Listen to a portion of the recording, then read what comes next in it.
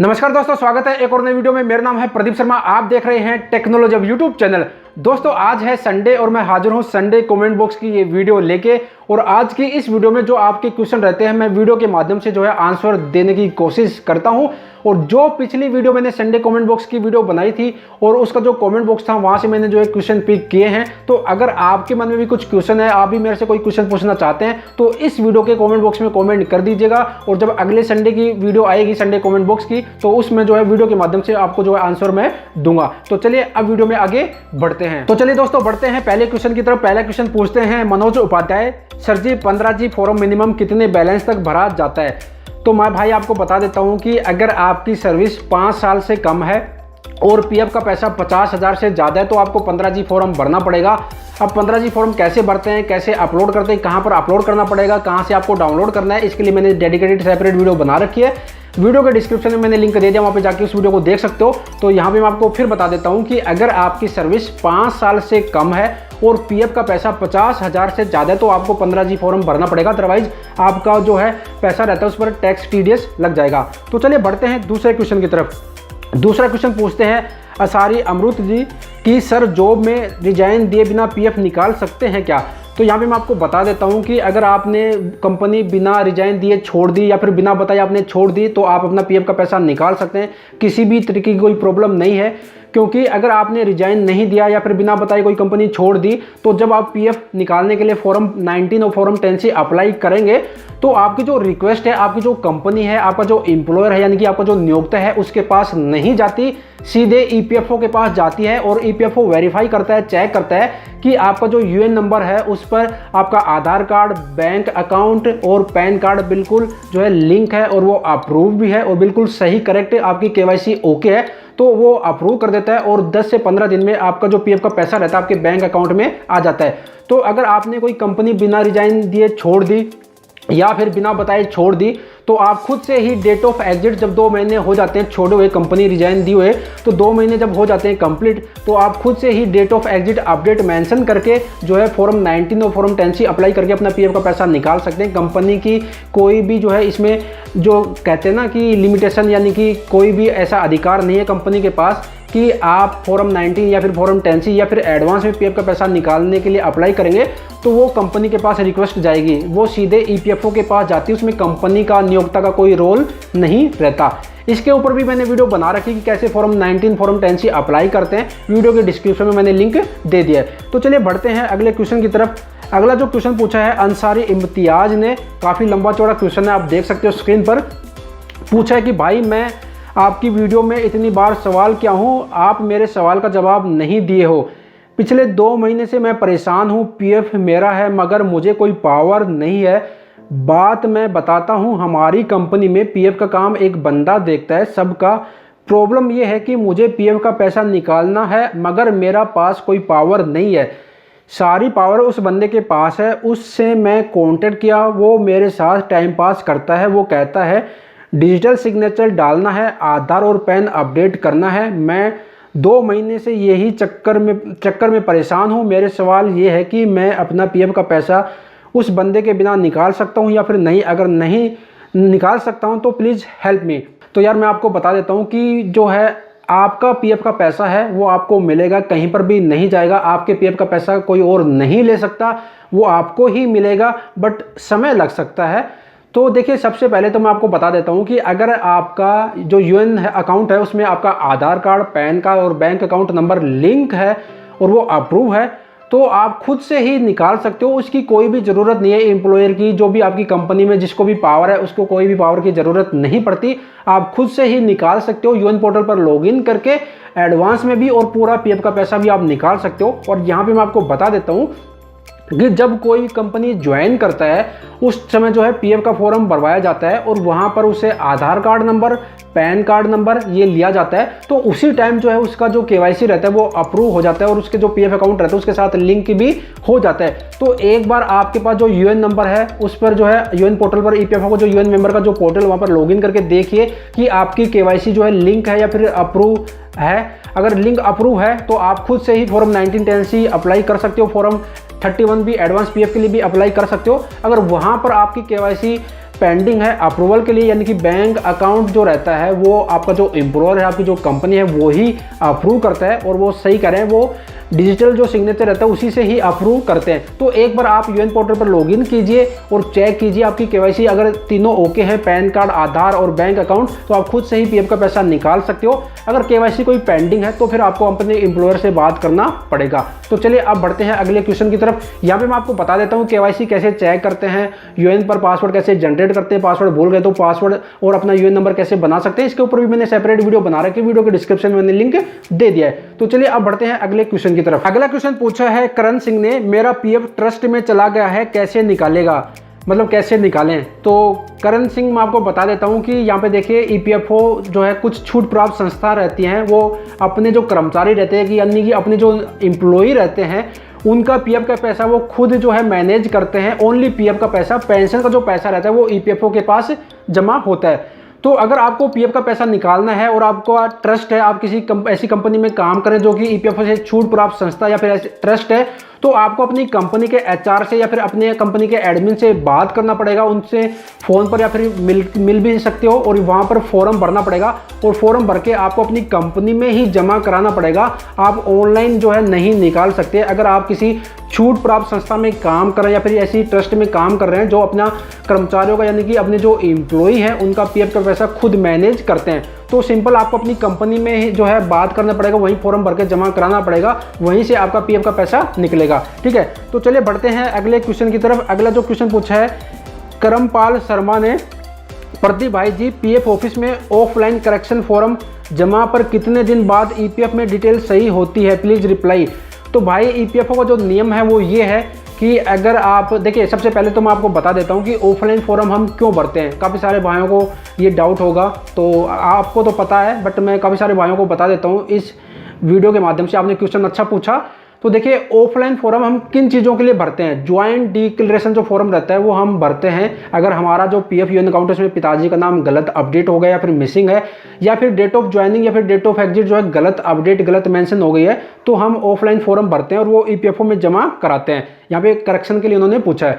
तो जब हम ईपीएफओ में ज्वाइंट डिक्लेरेशन फॉर्म जमा करा देते हैं, जो आधार कार्ड उसके साथ फोटोकॉपी लगाते हैं पैन कार्ड की और कंपनी से मोहर मरवाते हैं, या अगर कंपनी आपकी बंद हो गई है तो बैंक का जो मैनेजर रहता है जहाँ पर आपकी सैलरी आती है उस बैंक में जाके उसके मैनेजर से जो है आप स्टैंप मोहर मरवा लीजिए।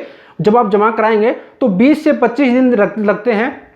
20 से 25 दिन में जो है करेक्शन हो जाता है। अगर आपका नहीं होता तो तुरंत आप 25 दिन तक वेट कीजिए। अगर 25 दिन तक नहीं होता तो आप जो है ईपीएफओ का जो ग्रीवेंस पोर्टल है वहाँ पे कंप्लेंट रजिस्टर्ड कर दीजिए, या फिर दोबारा से आप ऑफिस विजिट कीजिए ईपीएफओ के और बताइए कि 15-20 दिन पहले मैंने ये फॉर्म जमा कराया था और जो है अभी तक ठीक नहीं हुआ। तो 15 से 20 दिन लगते हैं, उसमें हो जाता है। ठीक है, तो चलिए अब बढ़ते हैं अगले क्वेश्चन की तरफ। अगला जो क्वेश्चन पूछा है प्रताप सिंह ने, भाई ने पूछा है कि सर मेरा पीएफ में फादर नेम मिस्टेक है, कब है फादर नेम सही नहीं हो पा रहा है, मैं कैसे सही करवाऊं।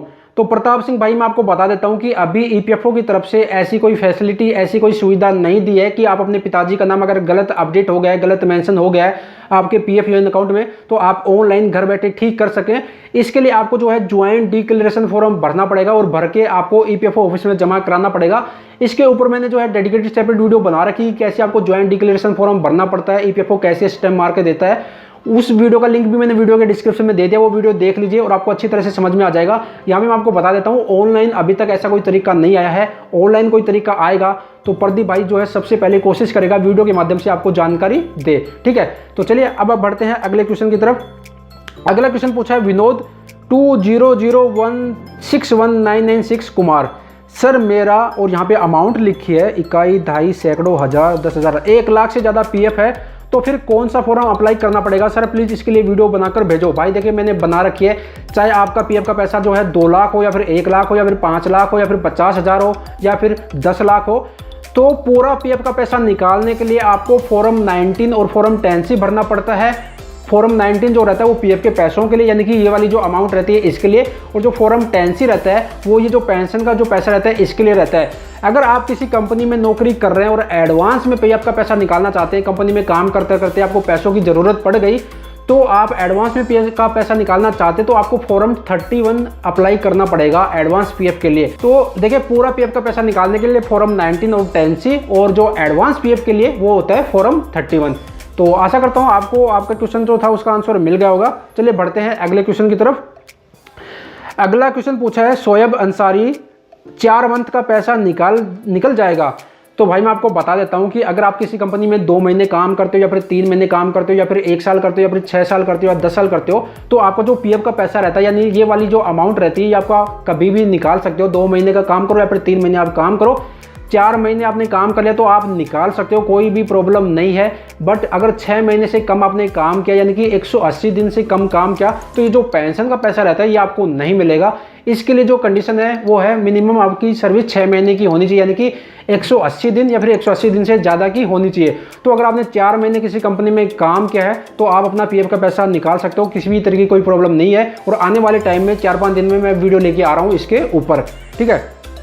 अगला जो क्वेश्चन पूछा है विपिन कुमार ने, ज्वाइंट डिक्लेरेशन फॉर्म को कंप्लीट भरकर कोई भी इसे पीएफ ऑफिस में जाकर जमा कर सकता है या फिर कर्मचारी को ही जाना होगा।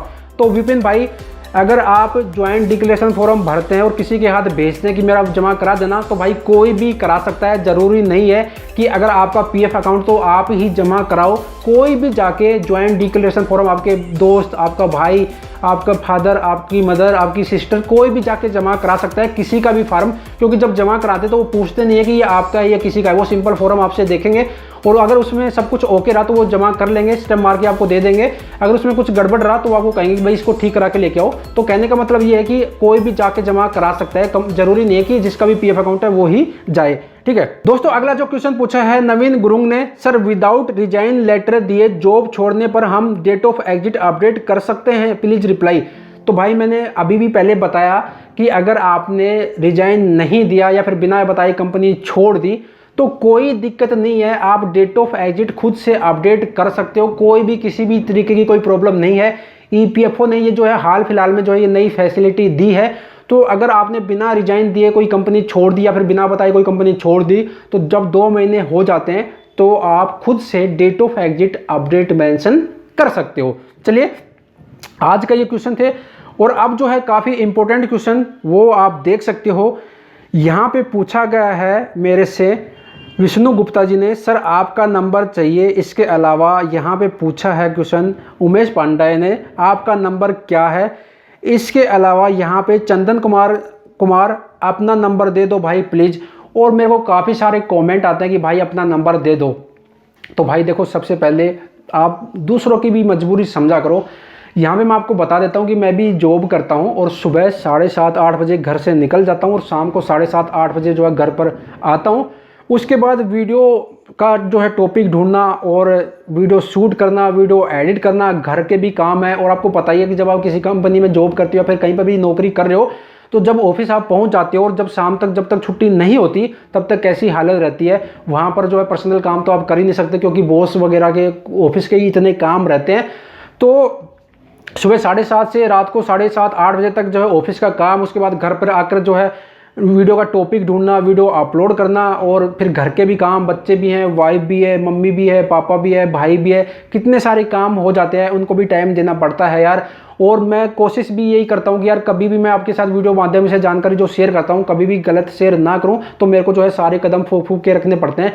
अगर मैंने कोई गलत जानकारी आपके साथ शेयर कर दी तो भाई कई भाइयों का नुकसान हो जाएगा, मतलब कि उसको गलत जानकारी मिल जाएगी। तो मैं ऐसी कोशिश नहीं करता।